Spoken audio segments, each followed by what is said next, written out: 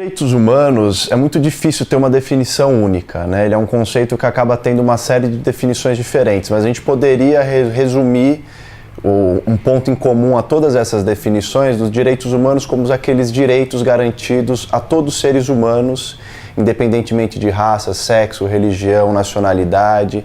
Ou seja, os direitos humanos são universais. São aquelas garantias de que a pessoa humana, simplesmente por ser humano, ela já tem essas garantias de liberdade, de direitos civis, políticos, sociais, que esse repertório garante. Então, os direitos humanos, eles estão positivados, a gente diz, previstos nas leis, sejam tratados internacionais, desde a Declaração da ONU em 45, seja no direito interno como na Constituição, mas os direitos humanos, eles são multifacetados. Então eles compreendem todas essas garantias que valorizam a dignidade da pessoa humana e por isso que eles são tão fundamentais hoje.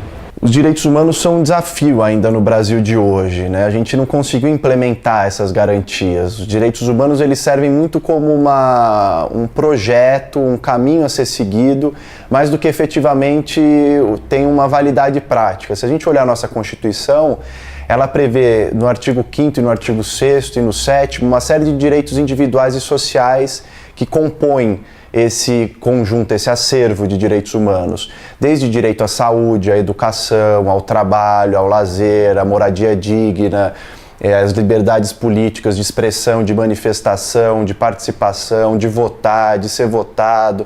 Tudo isso compreende essa ideia dos direitos humanos. E a verdade é que hoje essa Constituição não vale para toda a população brasileira. As pessoas que não têm teto, sem teto, eles não têm moradia digna. As pessoas que não têm acesso à educação não têm o direito à educação. Em relação à saúde, é a mesma coisa. Então, cada uma dessas dimensões do direito ainda precisam ser trabalhadas para serem de fato implementadas nessa realidade brasileira. É evidente que a gente tem avançado e que muito se tem feito sobretudo da Constituição e nessa democracia recente brasileira, para ampliar cada vez mais essa garantia de direitos, inclusive pelo judiciário, né? Mas isso ainda é algo bastante difícil da gente conseguir o patamar da promessa dos direitos humanos, porque os direitos humanos sempre foi marcado desde a Revolução Francesa, né, quando essa ideia surge de maneira mais clara, com a burguesia assumindo um papel de maior peso político na estruturação do Estado, e aí essa ideia de indivíduo surge muito fortemente, e a ideia do indivíduo com seus direitos humanos assegurados também aparece nesse momento. Então, desde aquele momento, os direitos humanos já eram uma promessa do liberalismo, né, e das revoluções burguesas, mas que não foram atendidas e cumpridas na prática. Eram muito mais um discurso, uma ideologia mesmo.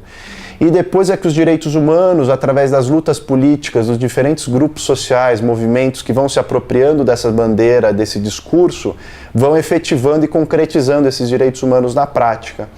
E ao mesmo tempo a gente nota no século XX que os próprios estados começaram a assumir o discurso dos direitos humanos, muitas vezes contra a garantia das liberdades públicas e dos direitos individuais dos cidadãos, né? Por exemplo, as guerras feitas em nome dos direitos humanos.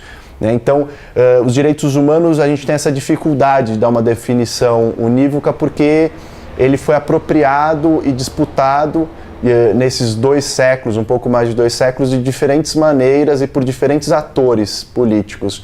Então isso acaba gerando uma certa dificuldade para a gente definir de maneira mais objetiva. A elaboração original dos direitos humanos como uma ideia de direitos abstratos, universais, que valem para todo mundo, para todo ser humano, independentemente da sua raça, do seu gênero, da sexualidade, orientação sexual e assim por diante, foi muito importante em determinado momento, quando a gente tinha que afirmar uma igualdade formal. Porque se você for olhar antes das revoluções burguesas, durante o feudalismo, o que prevaleciam eram relações pessoais e uma hierarquia bastante marcada de diferenças mesmo e desigualdades que estavam naturalizadas, né? O senhor, o vassalo e assim por diante. Então, quando surge o capitalismo de maneira mais intensa, as revoluções burguesas que dão forma jurídica e política ao capitalismo, é que essa igualdade formal vai se concretizar e os cidadãos vão ser considerados cidadãos. Simplesmente, sem nenhum qualificativo.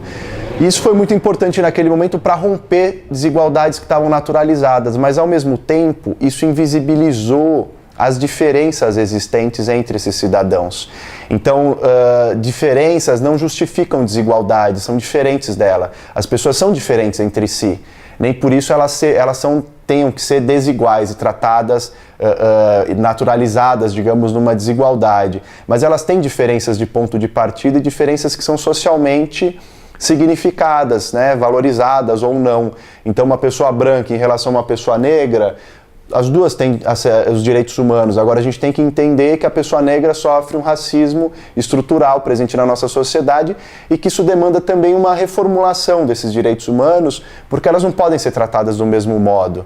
Mesma coisa dos homens em relação às mulheres com o machismo que opera na sociedade, ou as pessoas LGBT com a LGBTfobia que também impera. Então, é preciso considerar, para um discurso contemporâneo, né, atual dos direitos humanos, que cada grupo social que é vulnerável, que é vulnerabilizado, que nem sempre são minorias sociais, mas são minorias políticas da sua expressão mesmo, né, e do seu poder, então é preciso considerar as especificidades de cada um desses grupos. A Hannah Arendt chega a fazer uma crítica aos direitos humanos nessa linha, dizendo assim: eu nunca vi um humano em abstrato. Eu conheço uma pessoa negra, uma mulher, um japonês, eu não conheço um ser humano.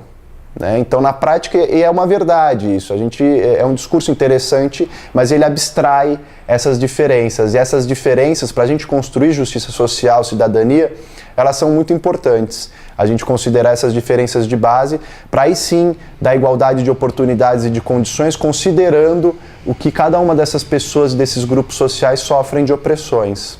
Os direitos humanos também têm um limite, no fundo é o limite da própria política. Durante muito tempo prevaleceu uma concepção de direitos humanos despolitizada, um pouco formal só, de prever só essas garantias, muito legalista. E a verdade é que os direitos humanos vai além do direito. Os direitos humanos, na verdade, ele é uma forma da ação política e da disputa política, das lutas instaladas na sociedade. Então, quando um movimento social, ele vai lá, um movimento sem teto, e faz uma ocupação urbana, e reivindica e diz: eu estou ocupando sim, eu estou aqui numa propriedade que não é a minha, mas é uma propriedade que está ociosa, não está sendo utilizada e, portanto, não cumpre sua função social, e eu tenho direito humano a uma moradia digna prevista na Constituição, e por isso eu posso ocupar, para pressionar os poderes públicos a fazer uma reforma urbana e poder prover essa moradia. Então é interessante que aí os direitos humanos se mostram eficazes nesse caso concreto, mas em termos mais gerais ele ainda é muito limitado, porque a gente vê que os direitos humanos são implementados quando de fato as lutas políticas estão avançando e são progressivas, né? Num momento como hoje no Brasil, em que a gente vive retrocessos atrás de retrocessos, né, de retirada de direitos, cortes sociais, um ajuste fiscal conservador, né, uma bancada fundamentalista religiosa que cresce, esses direitos humanos das mulheres em relação ao aborto, das pessoas LGBTs, de outros setores, acabam vulnerabilizados. E aí os direitos humanos não se tornam tanto mais uma agenda de avanço mesmo, de efetivação dos direitos, mas muito mais de resistência, né? Uma trincheira que a gente tem para tentar garantir esses direitos mínimos. Porque mesmo os direitos humanos eles são muito importantes, porque mesmo quando o Estado, que deve ser o garantidor dos direitos do cidadão, ele se torna o violador principal, né, como em casos de violência de Estado, violência policial e assim por diante, é muito difícil que o Estado faça justiça contra seus agentes.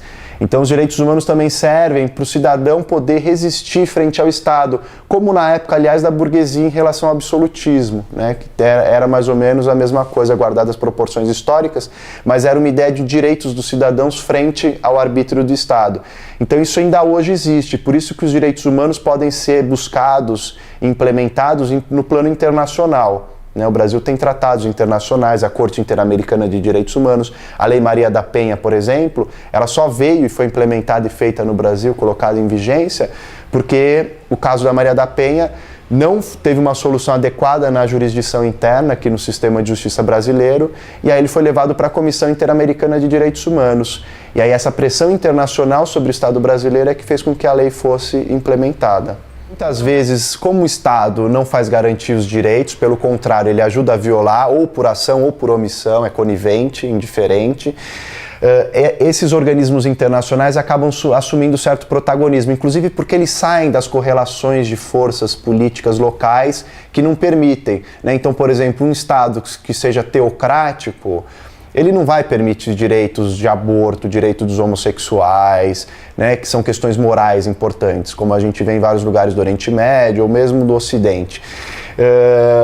E cada governo vai mudando nas ocasiões também, então os direitos humanos não podem ficar reféns disso. Por isso que esse acervo internacional foi constituído de normas, de instituições para aplicar essas normas nos vários campos dos direitos humanos, né? Pessoas com deficiência, combate à fome, justiça social, educação, violência de Estado, pessoas LGBTs e assim por diante. Então, essa estratégia de você fazer o que algumas autoras chamam de efeito bumerangue, você sai com a demanda do Estado Nacional, vai para fora e aí depois você traz o resultado como um modo de pressionar e implementar o Estado. Porque muitas vezes o Estado também, mesmo você fazendo isso, o Estado não cumpre. No caso do brasileiro, por exemplo, em relação aos crimes da ditadura civil-militar, o Brasil foi condenado em 2011 na Corte Interamericana de Direitos Humanos, no caso Araguaia, a rever a lei da anistia e processar e julgar os autores das violações de direitos humanos.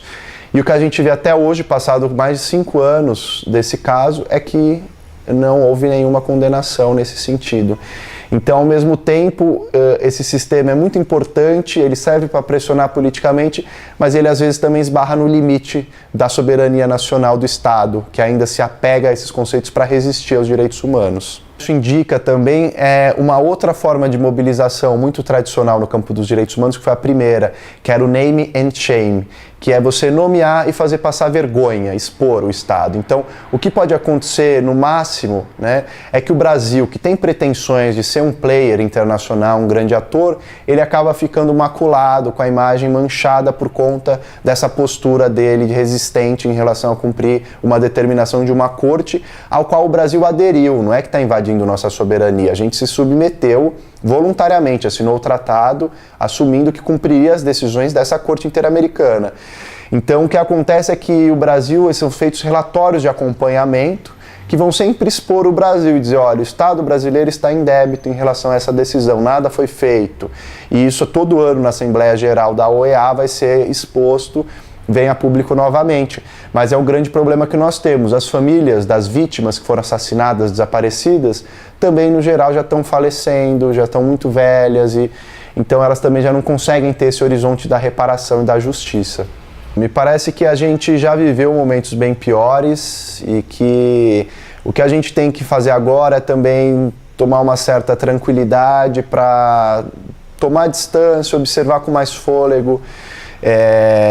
E acho que o que é importante nesse momento como grande tarefa é a gente conseguir de fato preservar o máximo desse acervo construído, porque a tendência é que seja dilapidado nesse momento, né? Uma série de reformas que vão impor limite orçamentário, vão afetar a saúde e a educação, que vão tirar direitos de minorias porque elas estão subrepresentadas e o poder hoje, o governo, querendo ou não, ele está cada vez mais na mão de pessoas bastante conservadoras, homens brancos de idade avançada, de oligarquias locais. Então, isso de fato representa ameaças, é importante a gente estar alerta e resistindo a elas, né? Mas há muita coisa boa acontecendo na sociedade, né? Os estudantes secundaristas ocupando essas escolas pelo Brasil todo, sendo a ponta de lança mesmo dessa resistência hoje, uma série de manifestações de rua dos movimentos sem teto, sem terra, que também de alguma maneira começam a desafiar um pouco esse poder e fazer política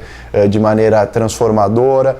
Então, a verdade é que a sociedade brasileira ela é organizada, ela tem uma estruturação, a gente tem movimentos sociais importantes, tem um movimento de direitos humanos expressivo, mas é importante a gente nesse momento fazer essas denúncias, buscar resistir, para a gente preparar o terreno para um próximo período em que a gente consiga politicamente construir alternativas mais sólidas, que tenham expressão para mudar o sistema político, para ter chance eleitoral e assim por diante.